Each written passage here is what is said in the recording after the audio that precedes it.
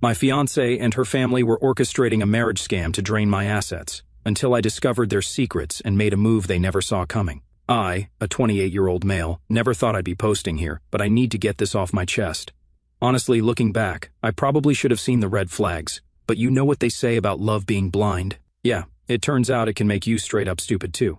Here's the deal. I got engaged to this amazing woman, a 26-year-old female, or at least I thought she was amazing at the time. We'd been dating for about 1.5 years, and everything seemed perfect. She was smart, beautiful, and we just clicked, you know? We had our cultural differences. I'm American born and raised, while she comes from a different background. But hey, that's what made us interesting, right? God, I was so naive. Let me give you some background. My parents moved to the United States in their 20s to chase the American dream, and they absolutely killed it. They supported me when I moved out at 19, helped me through college, and basically taught me that independence is key to personal growth. Pretty standard American stuff, right? Well, my fiancée came from a culture where living with your parents isn't just normal, it's expected, even after marriage. When she first brought it up, I thought she was joking. Like, seriously? Living with the in-laws? That's when the first discussion happened, and by discussion, I mean she gave me this whole speech about respecting cultural differences and how this was non-negotiable in her family. Here's where I might have been the asshole. Trying to be culturally sensitive, I straight up told her I wasn't comfortable with it. Her apartment wasn't even big enough for all of us. We're talking about a 2-bedroom place that barely fit her and her parents already. But get this, she made it seem like her parents were temporary residents with her. Looking back, that should have been red flag number 1. The way she worded things was always just slightly off. But you know what love does to your brain? It makes you compromise on things you never thought you would. So after weeks of back and forth, she came up with this brilliant solution. Just try it for a few months, she said. If you're not comfortable, we can move out. Sounds reasonable, right? Wrong. So wrong. I agreed because, hey, I was trying to be the bigger person here. Show her I respected her culture and all that jazz. Plus, her parents seemed super sweet when I met them. Her mom would make these amazing traditional dishes, and her dad would try to talk sports with me, even though he clearly had no idea about American football. They were putting on the performance of a lifetime, and I was their standing ovation. The first few days after moving in were interesting. Everything seemed fine on the surface. They'd smile at me during breakfast, ask about my day during dinner, and generally act like the perfect future-in-laws. But there was this undercurrent of something I couldn't quite put my finger on. You know that feeling when you walk into a room and everyone stops talking? Yeah, multiply that by about 100. The apartment situation was exactly as cramped as I'd feared. My fiancée and I shared her old room, which barely fit a queen-sized bed and a dresser. Her parents had the master bedroom, and the living room became this weird shared space where nobody felt completely comfortable. The walls were thin, like here every cough thin, and privacy became this mythical concept I'd tell myself stories about at night. But the real kicker, the thing that should have had me running for the hills, was the constant conversations in their native language. Now, I'm not one of those speak English in America guys, absolutely not. But when you're living together and 3 people constantly have conversations you can't understand, it starts to mess with your head. I tried to be proactive about it. I asked my fiancée to teach me her language multiple times. I mean, wouldn't that be the perfect solution?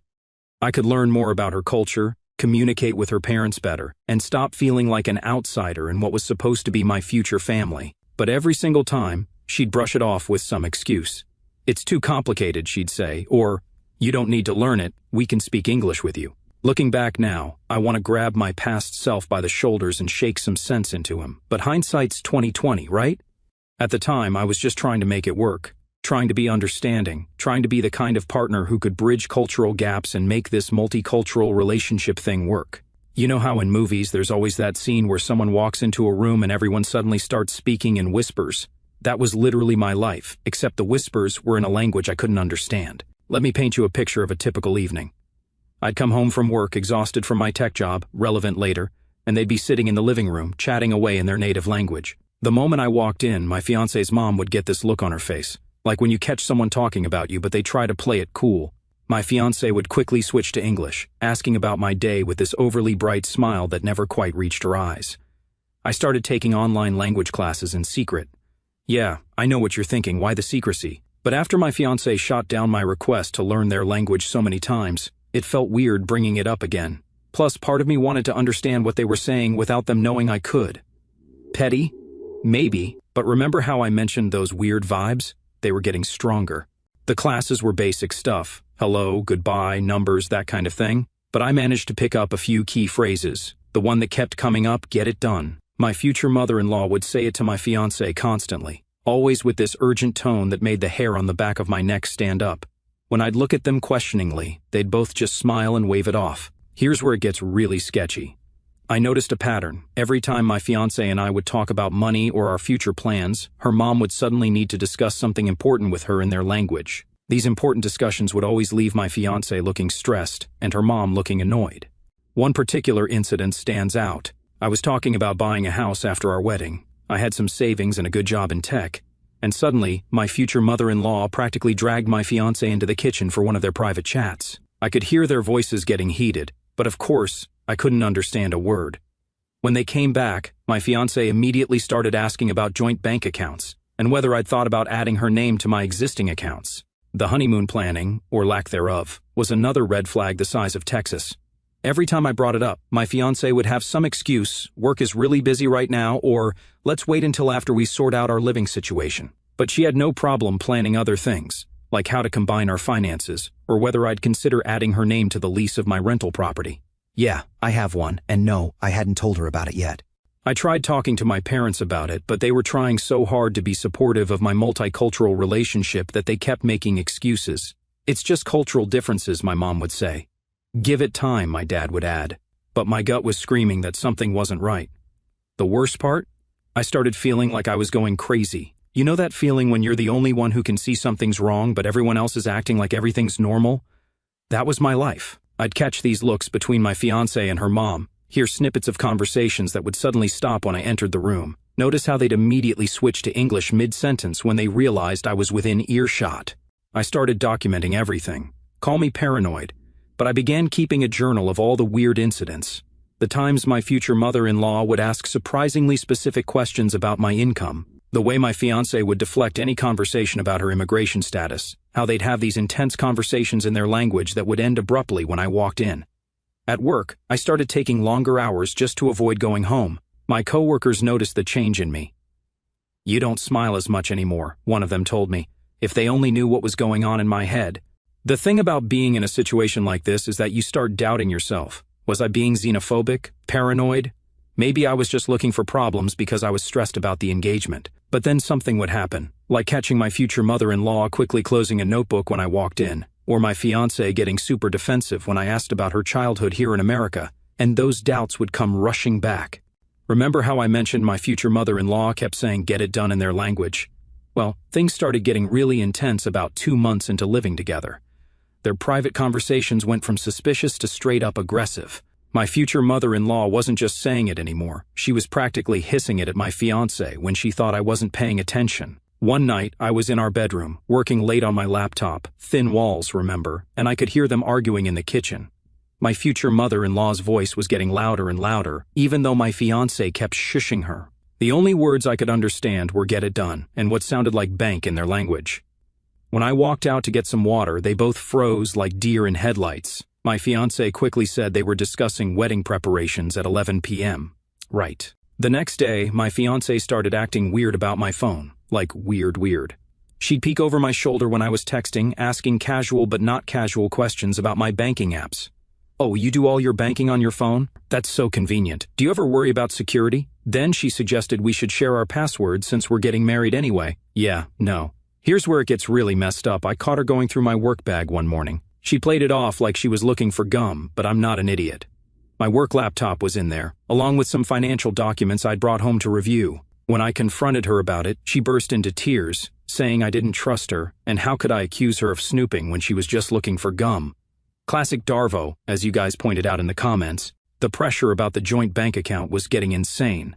Every single day, she'd find some way to bring it up. My friend just opened a joint account with her fiancé. It's so romantic. Or, don't you think it would be easier to plan the wedding if we combined our finances? When I'd say I wanted to wait until after the wedding, her mom would start rapid-fire talking in their language, and my fiancé would look like she was about to have a panic attack. I started noticing other weird things too, like how they never got any mail at the apartment. None. Zero. In 2 months of living there, I never saw a single piece of mail with their names on it. When I casually mentioned this, my future father-in-law mumbled something about paperless billing and changed the subject. Then there was the incident with my fiancée's childhood photos. She told me she grew up here in America, right? Well, one day I asked to see some of her old school pictures. She got super flustered and said they were all lost in a move. But later that week, I overheard her yell at her mom in their language about the photos. When I walked into the room, they both shut up so fast I thought they'd given themselves whiplash. My future mother-in-law was getting more aggressive with her timeline too. I kept catching phrases like "before he finds out" and "running out of time" in their conversations. Remember those language classes I was taking? Yeah, they were starting to pay off in the worst possible way. I wasn't fluent by any means, but I was picking up enough words to know something was seriously wrong. The wedding planning was another red flag factory. My fiancé kept pushing for a quick courthouse ceremony. When I talked about wanting a real wedding with family and friends, she'd get super anxious and start speaking with her mom in their language. The next day, she'd come up with some excuse about why a big wedding was a bad idea, it's too expensive, or we should save that money for a house instead. Right, the house she was suddenly desperate to buy together. I started having trouble sleeping every night. I'd lie awake, listening to them whisper in the living room after they thought I was asleep.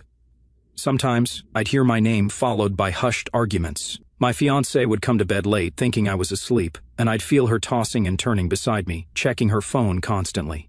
The breaking point, I found a notebook hidden in our closet, filled with their handwriting and their language. The only things I could understand were numbers, big numbers, and my name. When I asked my fiancée about it, she snatched it away and said it was wedding budget planning, but I saw the panic in her eyes. That's when I knew I had to do something drastic. After finding that notebook, I knew I had to get proof of whatever was going on. I'm a tech guy, so I had a decent voice recorder app on my phone. Not proud of what I did next, but desperate times, you know? I started recording their conversations when they thought I wasn't paying attention. The first few recordings were useless, just normal household stuff, talking about dinner, complaining about the weather. But then came that night. Yeah, it deserves the capital letters.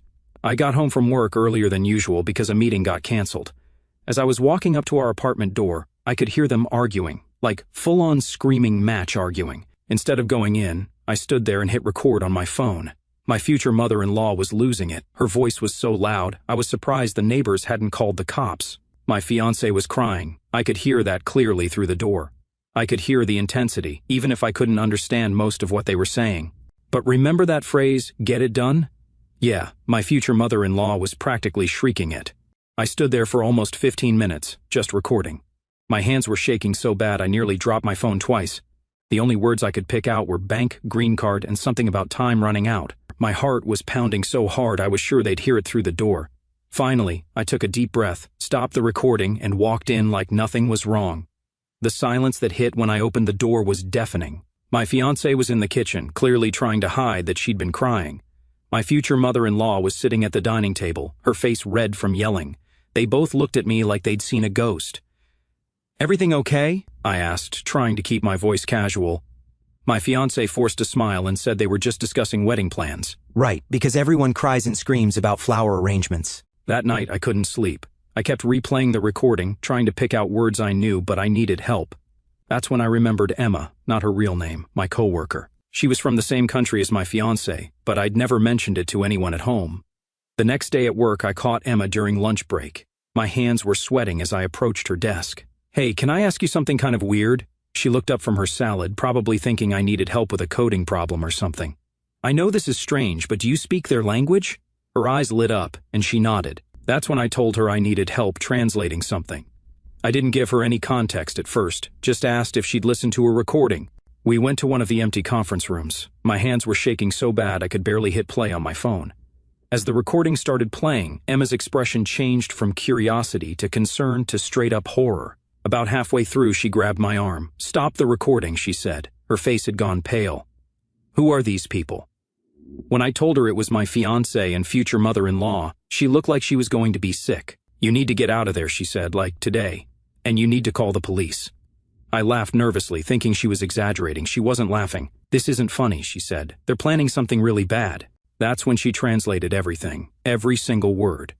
With each sentence, I felt my world crumbling around me. The green card thing? That was just the tip of the iceberg. They were planning to clean out my accounts once they had access. The notebook I found? It was a detailed list of my assets they'd managed to discover. The worst part? The phrase my future mother-in-law kept screaming about getting done? It was about getting my fiancée's name on my accounts before I figured out the truth about her status. Turns out, my fiancée wasn't just hiding her immigration status, she was hiding a whole history of similar scams. I sat there in that conference room, feeling like I was going to throw up. Emma kept asking if I was okay, but how do you respond to finding out your entire relationship was a con? That the woman you loved had been playing you from day one? Let me break down the full conversation she translated, and trust me, it gets wild.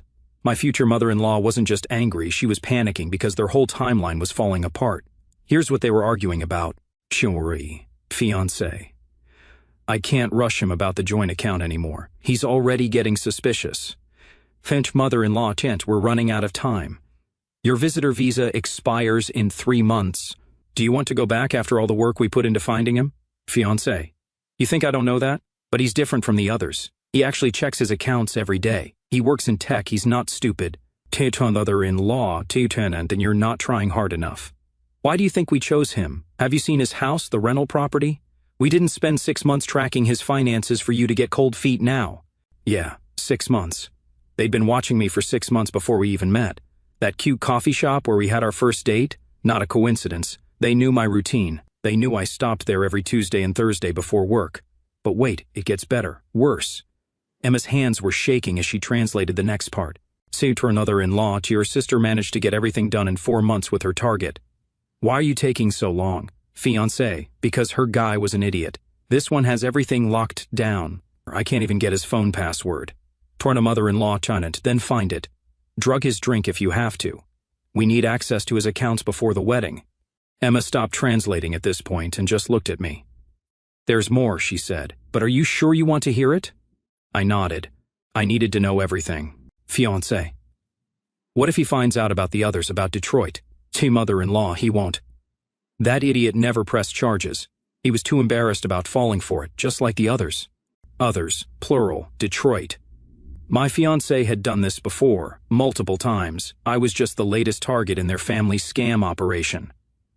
Emma explained that they were discussing at least 3 previous targets. Their word, not mine. The worst part, the absolute gut punch of it all? Here's what my loving fiancé said when her mom asked why she was getting cold feet. Fiancé, why do you think I agreed to marry him? Have you seen his house? It's huge. He doesn't know I don't have a green card. I'll have to coax him into believing my story. We're engaged now, but we need to wait to make our move. He's loaded. We just need to be patient. Loaded. Mister, I'm a software developer with a decent job and some savings, but they'd somehow built me up in their minds as this wealthy target. The rental property I'd scraped and saved for was like a flashing dollar sign to them. Emma went on to explain more context she picked up from the conversation. This wasn't just a green card scam, it was a full-on family business. They would identify targets, single, financially stable men with minimal family connections, gather intel on their finances, and then arrange chance meetings with either my fiancée or one of her sisters. The plan was always the same. 1. Get engaged quickly. 2. Push for joint accounts. 3. Rush the wedding. 4. Clean out the accounts. 5. Disappear. I sat there in that conference room, feeling like I was going to pass out. Emma kept asking if I needed water, if I should call someone, but who do you call when you discover your entire relationship was a carefully orchestrated con? Then Emma dropped another bomb. They've done this before, recently. They mentioned something about a guy in Detroit who almost caught them. They had to leave in the middle of the night. That's probably why they're rushing now. Everything started making sense. The pressure about joint accounts, the hidden notebook with financial details, the constant refusal to let me learn their language, the pushing for a quick courthouse wedding. They weren't just after a green card, they were after everything. After that conversation with Emma in the conference room, I couldn't go back to work. My hands were shaking so bad I could barely type, and I kept having to run to the bathroom to throw up. Emma, absolute angel that she is, told our boss I had food poisoning and needed to go home, but I couldn't go home, not to that apartment, not to them. Instead, I called my dad. Looking back, I'm so grateful I did. The conversation went something like this. Sorry, sir, me, Dad, I need help, like, right now. Dad, what's wrong? Are you okay? Oh, me, voice cracking. The engagement, it's all fake. They're trying to scam me. Kida, Dad. Dead silence for a moment. I'm on my way. Don't go home. Meet me at the local diner. I sat in that diner for 45 minutes, jumping every time the door opened. My dad showed up with my mom, who'd left work early, and my uncle, who's a cop. Thank God for group texts, am I right? I played them the recording, and Emma had sent me a rough translation via email, which I showed them. My mom started crying. My dad looked like he was about to commit murder. My uncle went straight into cop mode, asking questions about timelines, documentation, everything they'd said or done that seemed suspicious now. Here's where it gets intense. We needed to get my stuff out of the apartment, but we had to be smart about it. My uncle advised us to do it while my fiancée was at work, but we knew her mom would be home. Thing is, we couldn't wait. My uncle was worried they might destroy evidence if they realized I knew. So, we made a plan. My dad and uncle would come with me. My mom would wait in the car as a lookout. She insisted on being involved somehow. We'd get in, get my stuff, and get out. Document everything, but don't engage. When we got to the apartment, my future father-in-law was there instead of the mom. The look on his face when he saw me with my dad and uncle, I'll never forget it. He tried to stop us from entering, saying we needed to wait for my fiancée. My uncle flashed his badge, off-duty but still, and said, "Sir, I suggest you step aside." The next 20 minutes were a blur. We grabbed my important documents first. Thankfully, I kept those in a locked box in our closet. Then clothes, electronics, everything I could think of that was mine. My dad was methodically photographing everything we took. Smart thinking, in case they tried to accuse me of stealing later. My father-in-law kept trying to call someone, probably my fiancée or his wife, but nobody was picking up. He followed us around the apartment, alternating between pleading and threatening in broken English. "You don't understand," he kept saying. "This is all a misunderstanding." Yeah, right. The only misunderstanding was me thinking their daughter actually loved me. The whole time, my phone was blowing up with texts from my fiancée. "Where are you? Why aren't you at work? My dad says you're taking your things. Please answer me. Whatever you think you know, it's not true. We need to talk." My uncle had already advised me not to respond to anything. Document everything, save every message, but don't engage. The final straw, while we were packing, my father-in-law got a call. He didn't manage to take it outside in time. It was my fiancée's sister. You know, the one who'd successfully scammed that guy in Detroit. We could hear her voice through the speaker. "Did he find the papers? Make sure he doesn't find the papers." My dad had to physically hold me back from tearing apart the apartment looking for whatever papers they were talking about. My uncle reminded me we had enough evidence already with the recording. As we were leaving, my father-in-law made one last attempt. "Please, we can work this out. She loves you. Think about her future." My dad, my quiet, peaceful dad, who I've never heard raise his voice, turned around and said, "The only future you need to think about is the one where you're explaining this to federal authorities." We drove straight to my uncle's precinct to file a report, then to my parents' house, where my mom stress-baked 3 batches of cookies while calling every wedding vendor to cancel. We hadn't paid any deposits yet, thank God. First off, my dad's lawyer, absolute beast. The moment she heard the recording, she didn't just see a fraud case, she saw a whole criminal enterprise. Turns out she'd handled a similar case 2 years ago in another state. Guess what? Same MO, different sister. Small world, huh? The first couple of weeks were intense. My lawyer advised complete radio silence with my ex and her family, which was harder than you'd think. They tried everything, showing up at my parents' house, cops were called, calling from different numbers, having friends reach out on social media, even sending a freaking priest to talk to me, not even our religion. But the best part? They didn't know we had the recording. They thought I'd just gotten cold feet or found some minor inconsistency. Oh boy, were they in for a surprise. The investigation started small, just my case, but then my lawyer started digging. Remember that guy in Detroit my ex mentioned? They found him. Turns out he wasn't the only one. There were others, a doctor in Michigan in 2018, an engineer in Texas in 2019, a small business owner in Florida in 2020, and 3 more who were too embarrassed to come forward initially. Each case followed the same pattern. 1. Target successful, single guys. 2. Rush into engagement. 3. Push for, joint accounts. 4. Try to get access to finances. 5. Disappear once they hit pay dirt or if they got caught. But here's where it gets wild. The investigators found a notebook. Remember how their dad tried to stop us from finding the papers? Yeah, they found them when executing a search warrant. It wasn't just notes about me, it was their whole playbook. Lists of potential targets with detailed financial info. Scripts for different scenarios if he asks about green card, say, contact info for people who could help with documentation, actual rankings of potential targets based on estimated net worth. The notebook had everything, and I mean everything. They'd been stalking me for months before we accidentally met. My daily coffee shop schedule, which gym I went to, where I did my grocery shopping, my freaking credit score, lists of my known assets, even notes about my dating app preferences. Reading through it made me physically sick. Every spontaneous meeting, every coincidental run-in, every shared interest, all carefully planned and orchestrated. They even had notes about which sports teams I followed so my ex could pretend to be a fan. But wait, it gets better, worse. The investigators found a whole group chat where different family members shared tips about finding and scamming targets. My ex was in there bragging about how she'd landed a big fish, me, and giving advice to her cousins about how to spot good targets.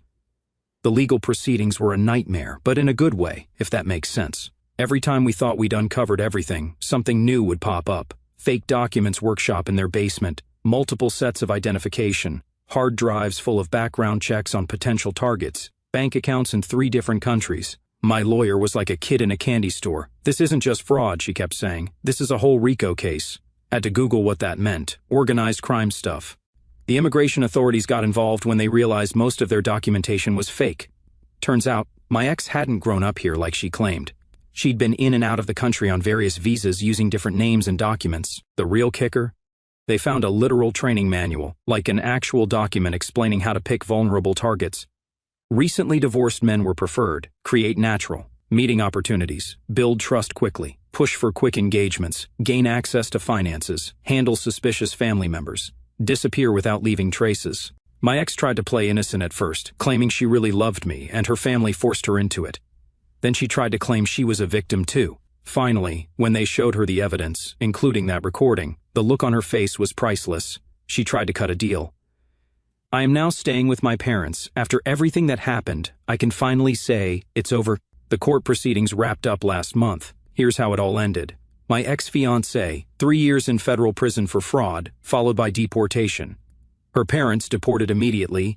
They were here on expired visitor visas anyway. Her siblings, various charges, mostly related to document fraud. Honestly, watching them in court was surreal.